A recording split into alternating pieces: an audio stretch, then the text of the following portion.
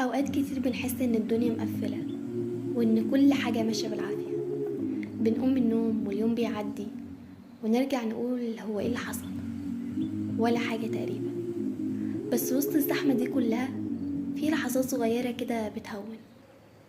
ضحكة طلعت من غير ما تحس، رسالة من حد ما كنتش متوقعه، كوباية شاي وانت ساكت بس حاسس انك رايق شوية.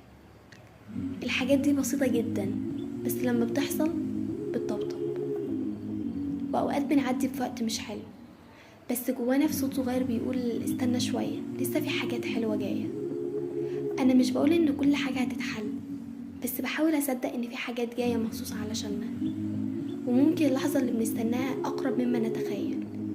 فلو انت دلوقتي تايه أو حاسس إنك واقف مكانك، صدقني الطريق لسه بيكمل، والخطوة الجاية ممكن تكون أخف من اللي فاتت.